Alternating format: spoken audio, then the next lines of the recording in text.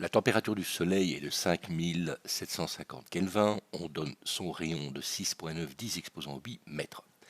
On demande simplement de calculer le flux thermique rayonné par le Soleil. Il s'agit donc d'une simple application de la loi du rayonnement. Le flux est sigma fois la surface fois la température exposant 4. La surface d'une sphère étant 4 πr², nous arrivons donc à un flux total de 3,7 exposant 26 watts.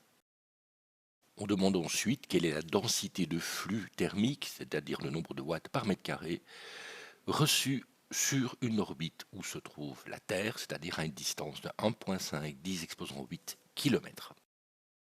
On reprend donc le flux total thermique émis par le Soleil de 3,710 exposant 26 watts et on le divise par la surface de la sphère dont le rayon est la distance entre la Terre et le Soleil.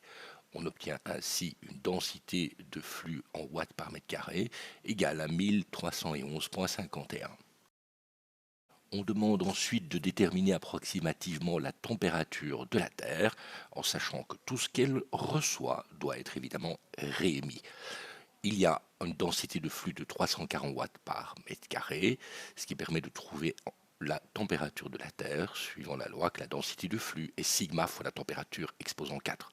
On trouve ainsi une température de 278 Kelvin approximativement, ce qui veut dire une température moyenne de la Terre de 5,12 degrés Celsius.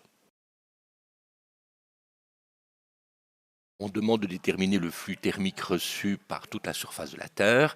Donc c'est assez simple, nous savons qu'il y a 340 watts par mètre carré. Nous connaissons le rayon de la Terre de 6400 km et on détermine ainsi le flux qui vaut 1,75 10 exposant 17 watts. Enfin, on essaye de déterminer le flux thermique perdu par conduction entre la Terre et l'espace au travers de la couche atmosphérique.